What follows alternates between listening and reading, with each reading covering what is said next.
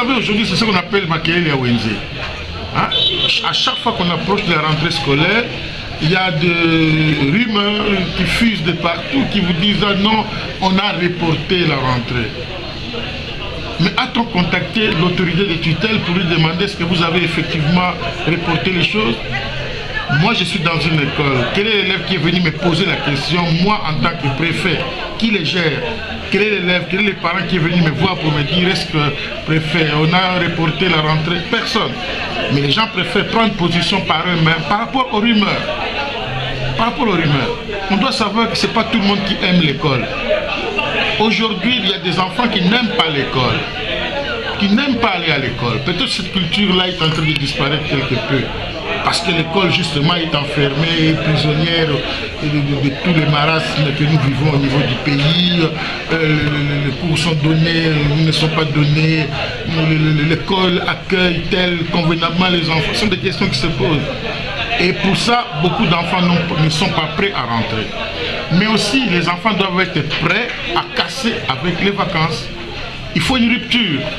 On ne doit pas être parti en congé 2 mois durant et après 2 mois on continue à se dire il faut continuer les vacances. Non, il faut arrêter et commencer le travail.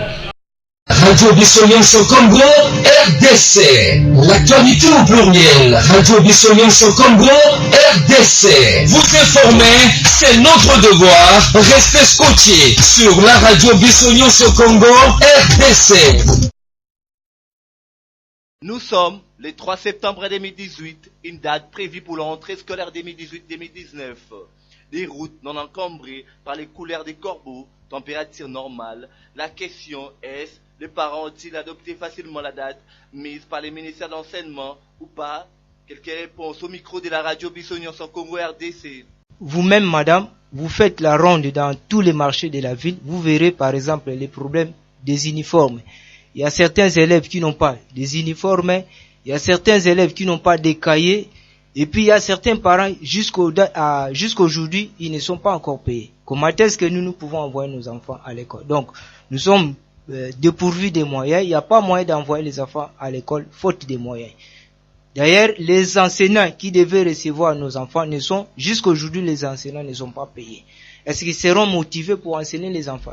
Vous voyez, les enseignants, je disais tout à l'heure là, les enseignants ne sont pas payés. Il y a aussi le taux de minerval. L'école nous exige, quand vous allez envoyer les enfants à l'école, il faut tout d'abord payer la compte. Signalons que les parents se disent ne pas être prêts pour envoyer leurs enfants à l'école. Par contre, les enseignants réclament la présence des élèves dans les salles de classe. Le message que je lance aux parents, c'est de leur demander d'envoyer massivement les enfants à l'école. Le calendrier scolaire n'attend pas, l'école n'attend pas. L'école a un cahier de charge qui doit assumer pendant une année scolaire, c'est-à-dire 222 jours au secondaire. Lorsque 2 jours, 3 jours, une semaine tombe, ça pose un problème lorsqu'il s'agira de parcourir le programme qui est prévu durant une année scolaire. Donc, les parents doivent envoyer les enfants à l'école. Et l'enfant qui ne vient pas à l'école, eh bien, c'est un enfant qui est en train de perdre. Et lorsque nous parlons de l'enseignement, du niveau de l'enseignement qui baisse, c'est entre autres à cause de ça. Un enfant qui doit commencer le 3 septembre, il vous arrive le 15 septembre. Et toute la matière qui a été vue entre-temps, les 2 semaines auparavant, quand est-ce qu'il va prendre ça?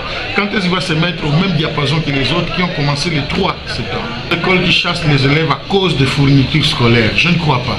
Peut-être que je comprendrai, j'ai déjà entendu, il y a des pressions qui sont faites sur les parents, mais je ne crois pas qu'aujourd'hui qu'on chasse les élèves à cause de ça. En tout cas, ici à Fatima, on n'a pas chassé les élèves à cause des fournitures. Vous savez, aujourd'hui, c'est ce qu'on appelle Makéel et Wenze. Hein? À chaque fois qu'on approche de la rentrée scolaire, il y a des rumeurs qui fusent de partout qui vous disent ah non, on a reporté la rentrée. Mais a-t-on contacté l'autorité de tutelle pour lui demander est-ce que vous avez effectivement reporté les choses? Moi, je suis dans une école. Quel est l'élève qui est venu me poser la question, moi en tant que préfet, qui les gère? Quel est l'élève, quel est le parent qui est venu me voir pour me dire est-ce que préfet, on a reporté la rentrée? Personne. Mais les gens préfèrent prendre position par eux-mêmes par rapport aux rumeurs. Par rapport aux rumeurs. On doit savoir que ce n'est pas tout le monde qui aime l'école. Aujourd'hui, il y a des enfants qui n'aiment pas l'école, qui n'aiment pas aller à l'école. Peut-être cette culture-là est en train de disparaître quelque peu.